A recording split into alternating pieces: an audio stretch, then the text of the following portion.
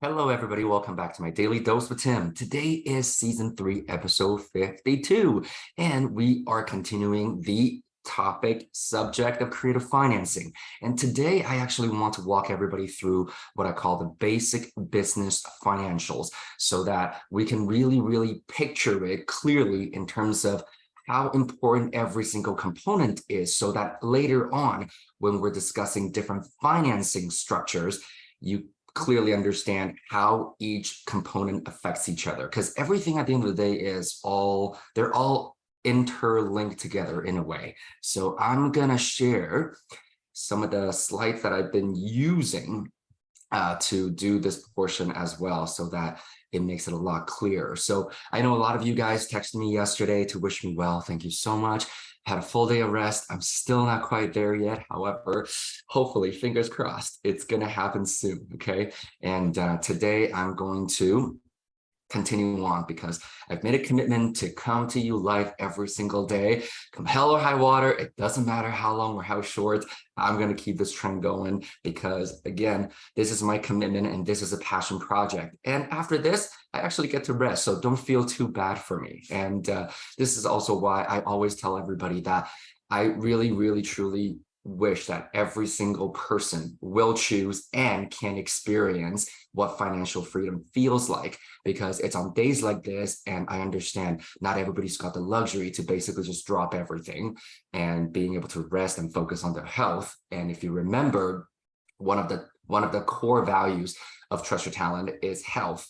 And health is beyond physical health. However, at this point, it is a core value. And as a result, I do honor it very much so. So at this point, I do believe that you are able to see my little slides here now. So we're going to keep going. Okay. So basic business financials. Basic business financials for anybody that's ever been to business school or really learn about Econ 101, even you've been exposed to this formula. Revenue minus expenses equals profit. And I've drawn it out on a flip chart before as well. However, what we want to do is dig a little deeper, especially the fact that we are leveraging real estate as our asset class to do this. And so let's take a look at revenue. Revenue is always going to be there. If you're a business that's not able to generate revenue, technically you really aren't a business. Okay. I remember a very successful friend who lives in Hawaii asked me, what is the purpose of a business? What is the purpose of a business? And of course, a lot of us, we're going very fluffy. We're going very high level. We're going value based. We're going vision based and mission based. And as far as everybody knows now, Trust Your Talent's mission is to create financial independence or financial freedom one person at a time. And we said all that, and then he basically came back. And mind you, this is somebody that I look up to very much, and he's been very sustainable and successful for decades. And he goes, all that you said is great. However, a business ultimate purpose is to make a profit. Because it doesn't matter how big the profit is or how small it is. If you're not making a profit, what that also means is it's not sustainable. And it's really no different than what we're saying when it comes to real estate. If your property or properties are not turning a profit at the end of the day, even on an individual level, single property level, or as a whole business, you're not going to be sustainable. And we've discussed it over and over again. And that's why I wanted to share that with you at this point and remind many of you, and sharing another story and perspective in terms of how this really happened too. And every single business, there are operating expenses, and within the expenses, there are fixed expenses, and then there are variable expenses. How you control those is going to be ultimately very crucial as well. And as a result, net operating income is calculated. So revenue minus your operating expenses, we are looking at net operating income from a property standpoint. Then after that, we take out, or we do our debt servicing. Okay, so which means we pay our debt, we pay our loans on a monthly basis. And at the end of all of that, then we get a net profit, is what we commonly refer to as cash flow from real estate. And so again, here, like I mentioned earlier, I want to encourage everybody to stay focused on revenue. Whatever type of properties that you are looking at, always find different ways to maximize the revenue streams that you can get with every single property. And then the next one, as I mentioned, control your expenses. And this is also why for some of you who actually have followed me on my writings and my publication on medium.com, you notice that my very first article was actually on personal budgeting. And here's the thing. I always believe that how you do anything is how you do everything.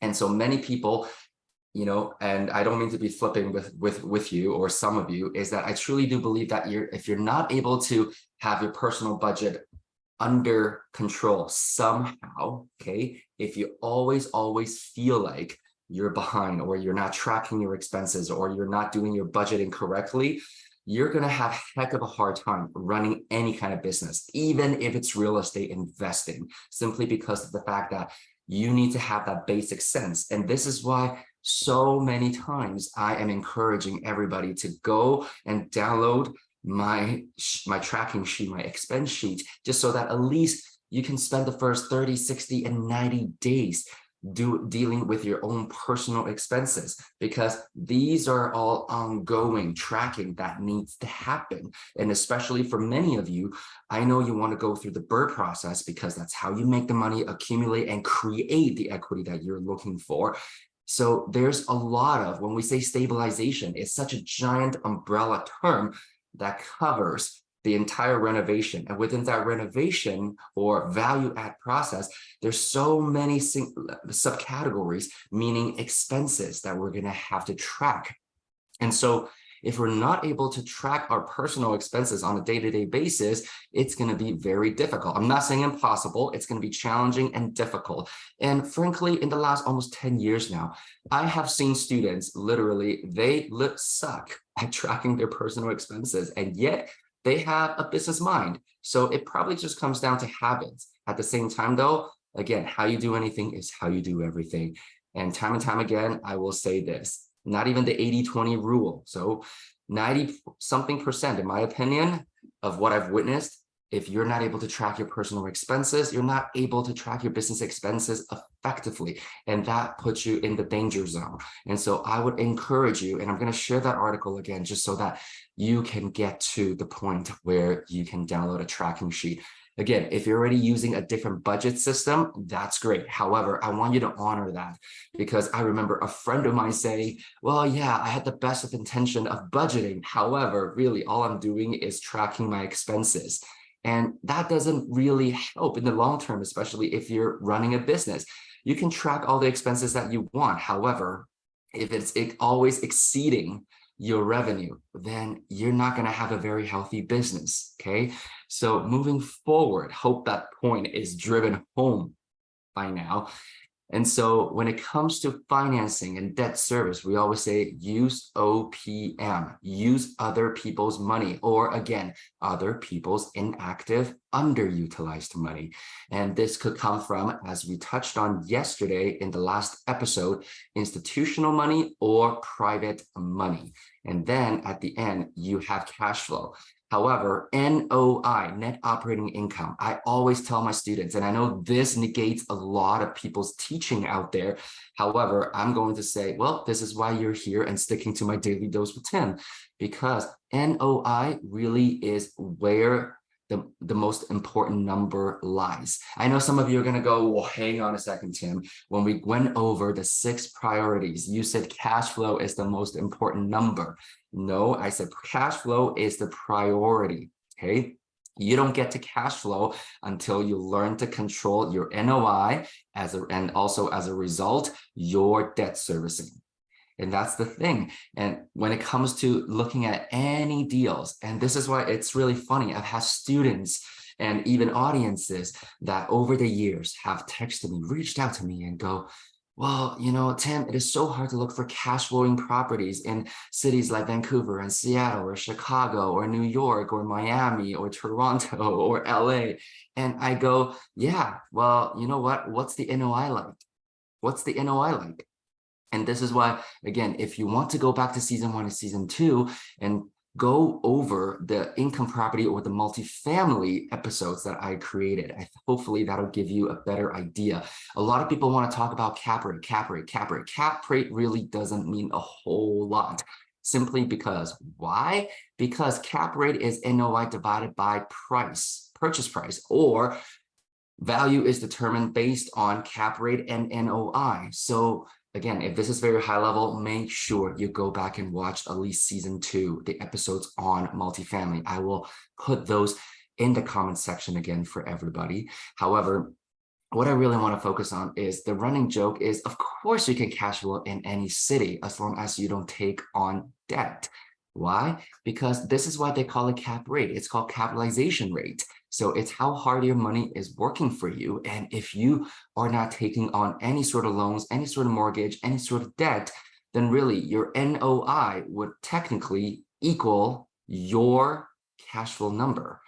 And this is why, again, NOI is the most important number, and then very much like expenses, because debt is an expense that we are learning how to structure and manage. Okay, so no different than your expenses. And this is why, again, using OPM, there are so many different ways for you to control that, because meanwhile, what we're all looking to do is buying ourselves time so that we can value add, improving the equity or the overall value of the entire property, so that 2, 3, 4, 5, 10, 20 years from now, when we are ready to complete the BRRRR process, meaning we're ready to refi. Remember, I don't believe that you have to BRRRR right away. Okay, so many people do that. And ultimately what they've done is A, get themselves a new job by just BRRRRing everything.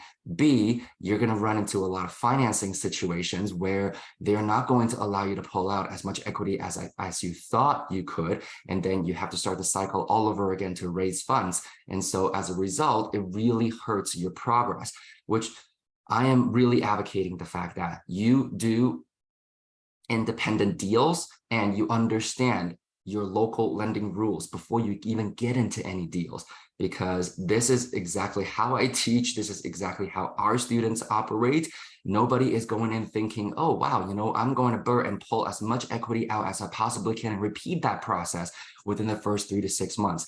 Times are very different now. And the other side of all of this is the fact that the interest rates continue to rise. So what that means is if you want to pull a lot out, what that also means is your debt servicing portion is going to increase as well and eating into your cash flow. And in a lot of cases, a lot of people are seeing that the cash flow is really shrinking or going to the negatives if they want to pull out a lot of equity. But then if they don't pull out enough, it hinders their ability to continue to grow. So it's a bit of a catch-22 at the same time.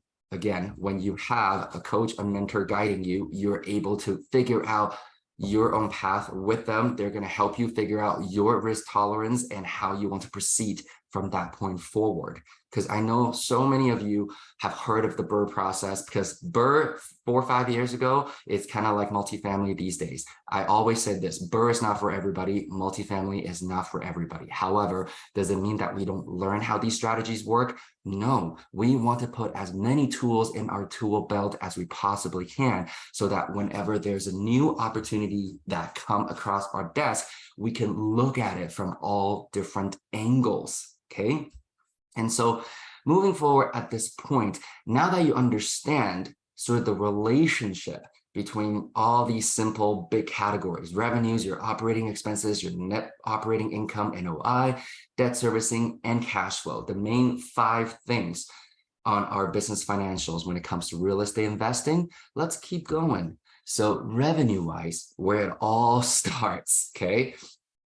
This is basically income. And as we already know, we have rent, we can potentially charge for laundry, charge for parking, charge for additional income streams. What might those things be? Well, they could basically be things like vending machines. They could be advertising dollars. It could be charging for storage. It could be charging for utilities. It could be charging for, maybe you decided to put in EV chargers. It could be things like that, or it depends on how you repurpose and value add to the existing property, including the land itself.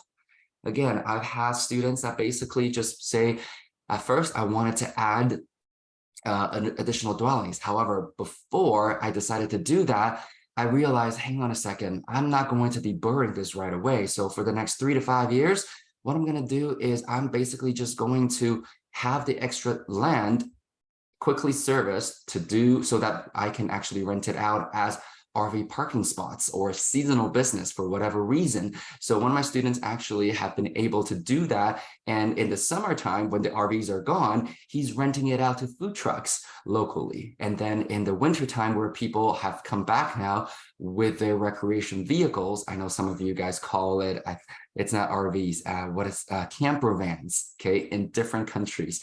So camper vans, RVs, same idea. And just sky's the limit. There's so many different ways for you to do this. And again, income, it says minus vacancy. And this is one of the things that a lot of people, I mean, we have sort of a discussion about it, sometimes a bit of a debate. I personally believe that vacancy can go into the expense column. However, you know what? If you think that this reflects the true revenue that's received on a monthly basis, feel free to make that business decision. This is not a do or die kind of scenario. And so with that said, okay, we got to ask ourselves, how robust is the revenue? So very much like fixed expenses versus variable expenses, we also need to take a look at how fixed is every single revenue stream. And basically, really, how reliable is every single revenue stream?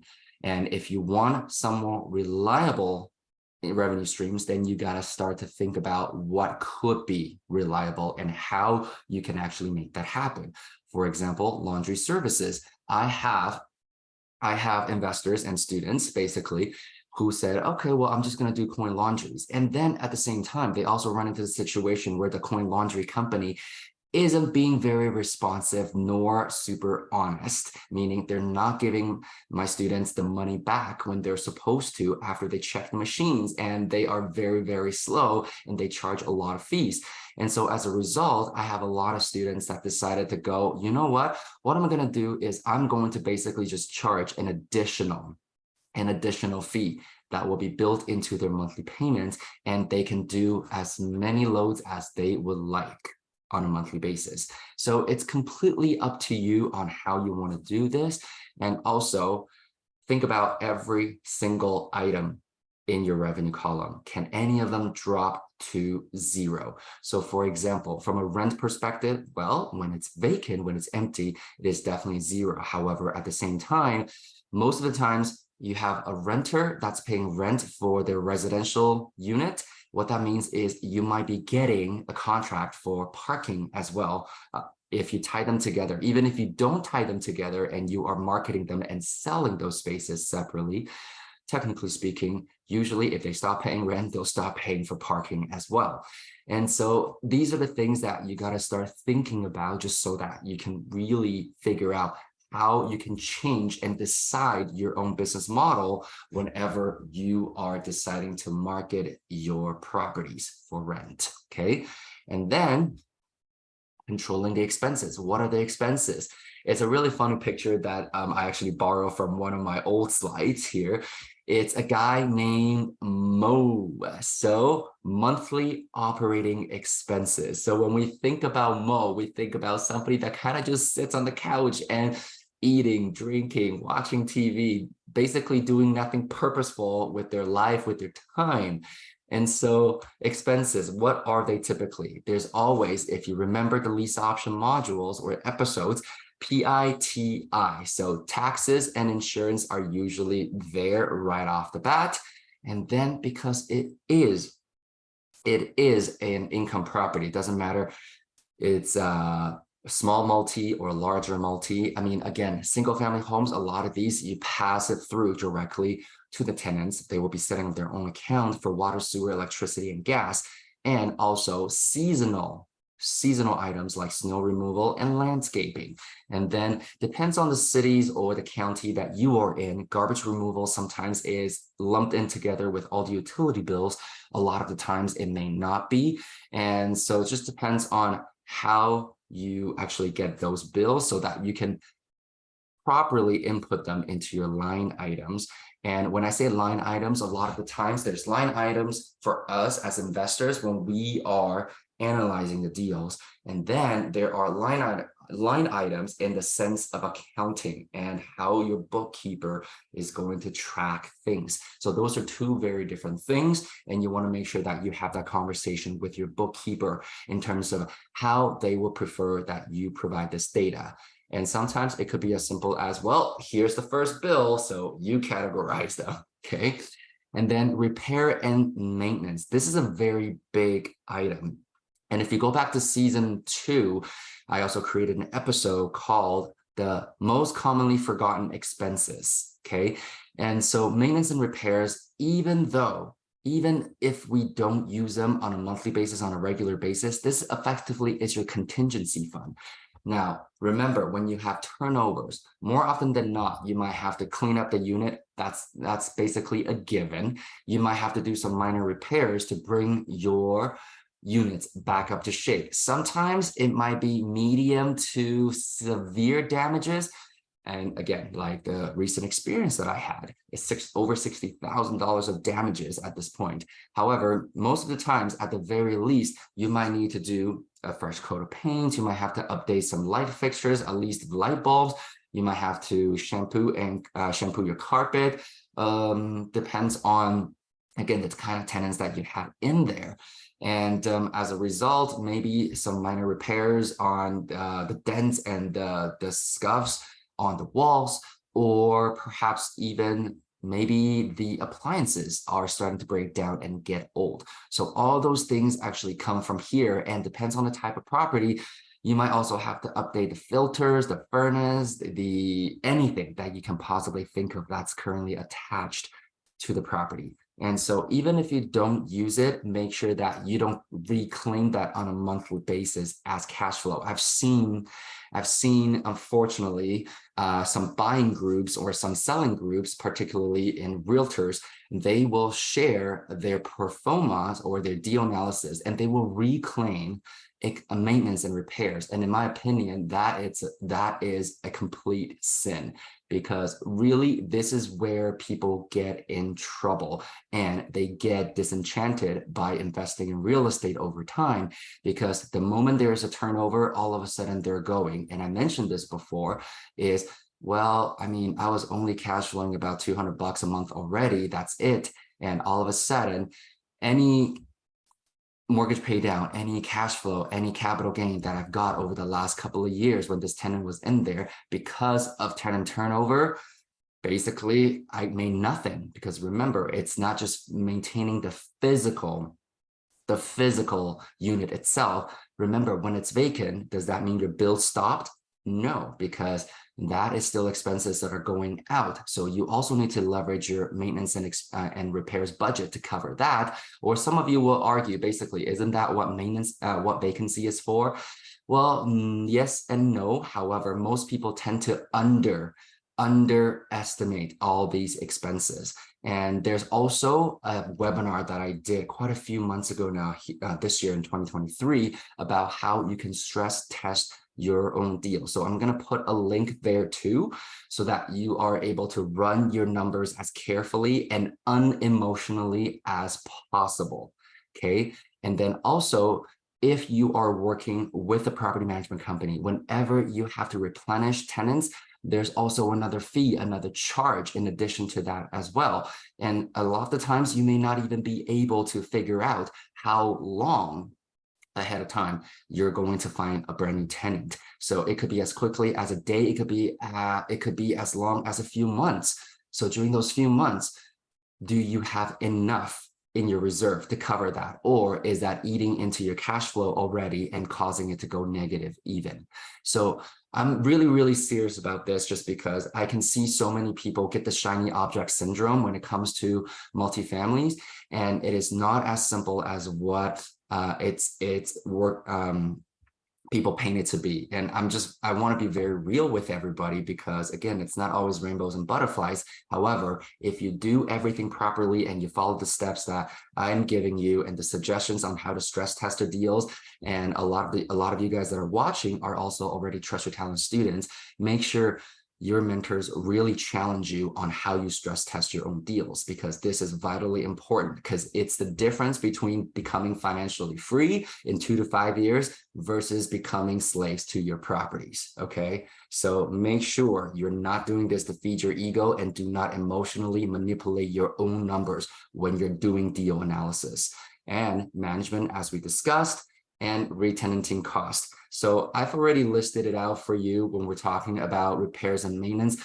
Regardless, I would also add in another quick category called contingency. This contingency fund can be 2%, 5%, or if you've decided to double the budget in other categories, maybe you don't need it, then I understand, okay?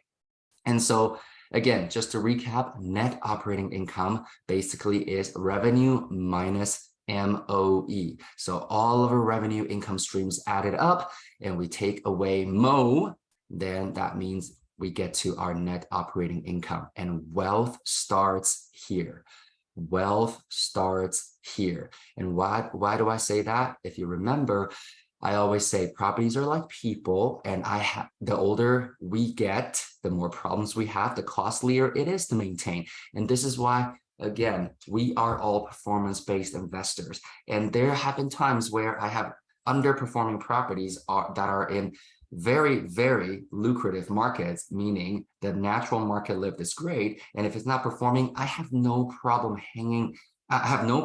selling it. I don't need to hang on to it. I can sell it, take out the equity, dumping into a performing property in a market, maybe equity is not growing as quickly. However, when I dump it in, guess what? My net operating income becomes a lot closer to my cash flow. And so again, as long as you understand how money works and how hard you want it to work for you, there's so many different ways. Now, some people will again challenge me and say, hang on a second, but then doesn't that mean you're voluntarily making your return on investment or cash on cash really weak because you're dumping a lot more capital? Again, this is probably not something you will do at the beginning of your career. However, 5, 8, 10, 12 years later, you're going to see it and you will go, you know what, I don't mind doing that for now. And then I can refi maybe when the terms and the rates and the conditions are more in my favor and I have a really ass-kicking deal on the table now. Then I will refi, take that money out. And the other thing is when you get to that level and you're qualifying for commercial lending, they actually do like the fact that you have that kind of equity in your entire portfolio, not just one single property. And so really there are no downside if you can demonstrate how you see money, okay?